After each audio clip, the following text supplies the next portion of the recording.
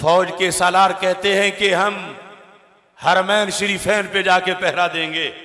तो जो फौज हरमैन शरीफैन पे पहरा दे सकती है वो किबला तैन पे पहरा क्यों नहीं दे सकती? पाकिस्तान की फौज इस्लाम की फौज है। और मैंने अगले दिन भी कहा था कि इस फौज पर जैसे फर्ज है कि वाघा बॉर्डर इंडियन आर्मी को पार ना करने थे, इससे बड़ा फर्ज है कि यहूदी फौजी को अक्सा में ना दाखिल होने दे। कई जगह जाके हमारी फौज ने डेरे लगाए, तो ये तो अब इम्तिहान है बहुत बड़ा। भेजो फौज को। पाकिस्तान का एजाज है कि इसकी फौज जज्बा ईमान भी रखती है, पेशा वाराना अस्करी सलाहियत भी चोटी की है। हमें यकीन है कि ये फौजी जज्बा ईमान से यहूदियों को दिन दिहाड़े तारे दिखा देंगे, लेकिन उधर का रुख तो करे। मैं अपने दिल की अपनी बात कर रहा हूं।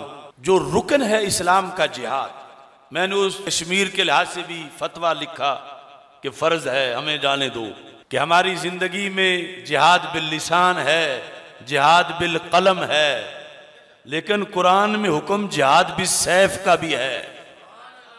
और हमारे आका अलैहिस्सलाम ने फरमाया जिसने शहादत की कभी तमन्ना ना की मुनाफिकत की मौत मरेगा।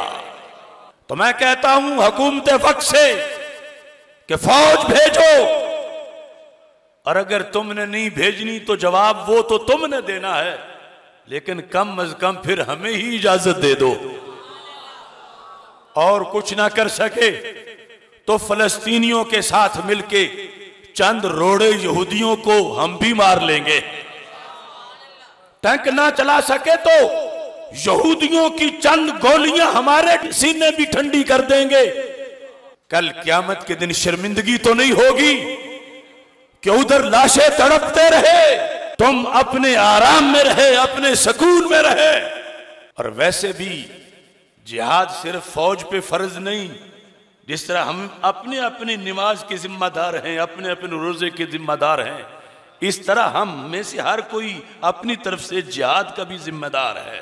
हाँ, ये अलहदा बात है कि फौज बाकायदा जब तैयार है तो उनका तो काम ही ये है, वो ये करें काम, और उन्हें जरूरत हो हमें खा आगे रखें या साथ रखें या पीछे रखें, लेकिन अल जिहाद मादिन इला यौमिल क़ियामा। मेरे आका अलैहिस्सलाम ने फरमाया है जिहाद क़यामत तक जारी रहेगा, इसको कोई बादशाह कैंसिल नहीं कर सकता। और अब अमलन जिहाद कैंसिल है। कहां हो रहा है जिहाद? इकदामी पूरी कायनात में एक जगह भी नहीं हो रहा। जो हुक्म था कि काफिर जहां हो उन्हें पहले तबलीग करो, अगर कलमा पढ़े तो ठीक है, वरना हमला करके वो इलाका फतह करो।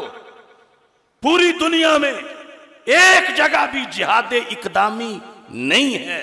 जहां है वो सिर्फ दिफाई है कि वो आगे ना आए। और अब कई मुस्लिम ममालिक तो दिफाई से भी माजूर हो गए, आराम परस्त। और वो तब जंग लगा तोपों को जब इकदामी जिहाद छोड़ा। तो इतना बड़ा फर्ज तर्क हो रहा है उम्मत का जो हर मुसलमान पे था।